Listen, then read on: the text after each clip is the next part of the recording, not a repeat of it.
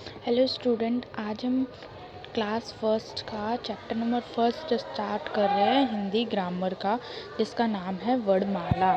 ठीक है, आज हम इसको स्टार्ट करते हैं। चलो मैं जूम कर देती हूँ इसको थोड़ा।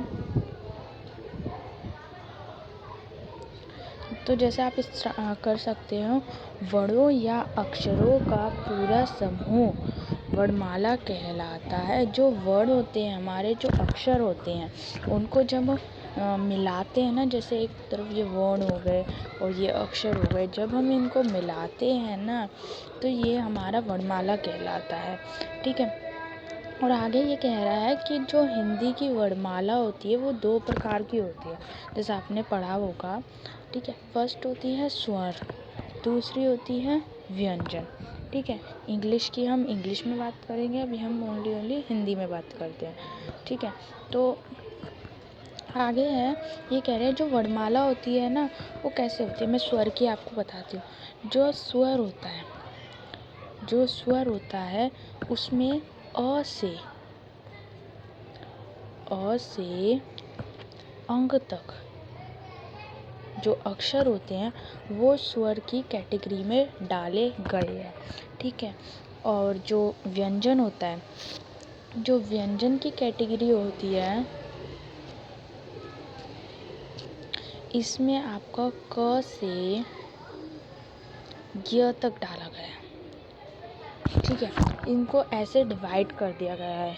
ठीक है, और हिंदी में जो वर्णमाला होती है उसमें 11 स्वर होते हैं, 33 व्यंजन होते हैं। ठीक है, अब हम इनको रीड करते हैं। ठीक है, तो हम सबसे पहले बात कर रहे हैं आपके स्वर की बात कर रहे हैं। स्वर जैसा आपको आते ही होगा, अ से, जैसा मैंने आपको बताया था, अ से अंग तक हमारे स्वर होते हैं। ये हमें रीड करने की कोई ज़रूरत नहीं है। इसमें आप अपने बुक को स्क्रॉल करोगे तो इसमें पूरे आ जाएंगे। ठीक है, और ये बात रही व्यंजन की। ठीक है, अब हम बात करते हैं व्यंजन की, जो हमारे 33 होते हैं, और कहाँ से कहाँ तक, क से य तक होते हैं। ठीक है, ये इनकी हम बात करेंगे। ठीक है, अब हम इसको रीड तो करेंगे नहीं तो टाइम वेस्ट हो जाएगा। ठीक है,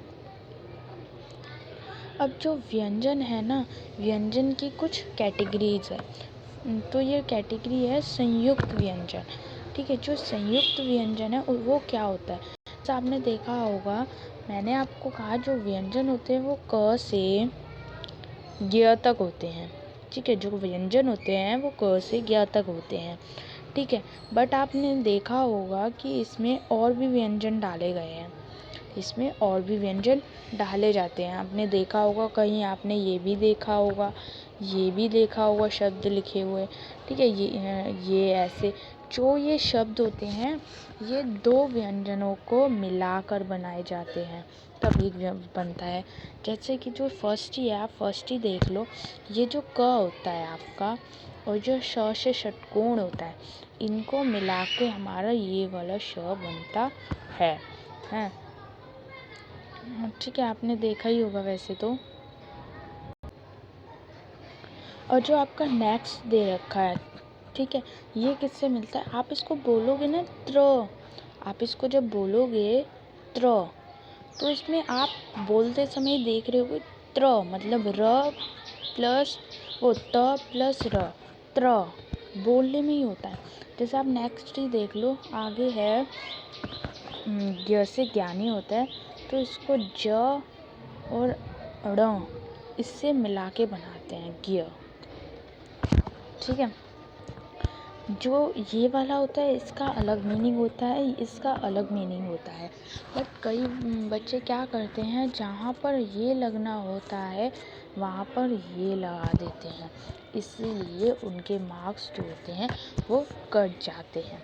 पर हमें ये याद रखना होता है, जैसे कि जो ये वाला होता है ऐसे करके होता है, वो क प्लस श से षटकोण वाले श से मिलकर बनता है। और जो ये वाला श होता है ये वाला श से शलगम वाले श और र से मिलके बनता है। तो आपको ऐसे ध्यान रखना होगा क्या किससे मिलता है। ठीक है, तो हम आगे बात करते हैं। आगे इसमें बोल रहे हैं संयुक्त व्यंजन का निर्माण दो व्यंजनों के मेल से होता है। ठीक है, कौन कौन से मेल से होता है मैंने जैसे बताया, स्वरों का उच्चारण बिना किसी अन्य वर्ण की सहायता से किया जाता है।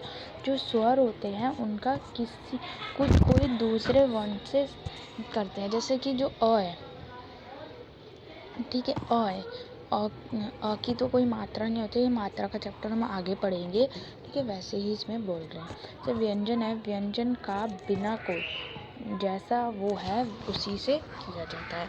अब हमें ये कुछ बोल रहा है कि आपको कुछ बातें ध्यान रखनी है। जो हमने अभी चैप्टर हमारा क्लियर हो गया, अभी हमें कुछ बातें इसमें याद भी रखनी है। क्या बातें याद रखनी है हम देखते हैं। आओ महत्वपूर्ण बिंदुओं को दोहराएं। जो इसमें इम्पॉर्टेंट है, मतलब महत्वपूर्ण है बहुत ज़्यादा, उसको हम दोहराते हैं। इसमें कह रहे हैं वर्णों या अक्षरों का पूरा समूह वर्णमाला कहलाता है। ये वर्णमाला की परिभाषा हो गई। आपसे कोई पूछ सकता है कि वर्णमाला क्या होता है। आगे बोल रहे हैं वर्णों को दो प्रकार के रूपों से, वर्ण जो है वो दो प्रकार से बांटे गए हैं, मैंने जैसे बताया, स्वर और व्यंजन। आगे बोल रहे हैं संयुक्त व्यंजन, आपसे पूछ सकते हैं कुछ एग्जाम्पल्स बताइए। तो कौन कौन से होते हैं स्वैक, एक ये होता है, एक ये होता है, और एक ये होता है, और एक ये होता है। ठीक है, आगे बोल रहे हैं स्वरों का उच्चारण बिना किसी अन्य वर्णों की सहायता से किया जाता है। इसमें कैसे है देखो, अब अ लिखोगे, अब इसका अपना खुद का है तो क लिखोगे, इसका खुद का मीनिंग नहीं है। इसमें जब का लगाओगे तब इसका मीनिंग होगा, या की लगाओ तब इसका मीनिंग होगा अच्छे से, बट इसका अपना खुद का मीनिंग है। इसमें ये कहना चाह रहे हैं। ठीक है, और अब हम अभ्यास नेक्स्ट क्लास में करेंगे। ठीक है, अगर आपको अभ्यास चाहिए तो कमेंट कीजिए, लाइक कीजिए, शेयर कीजिए। Thank you.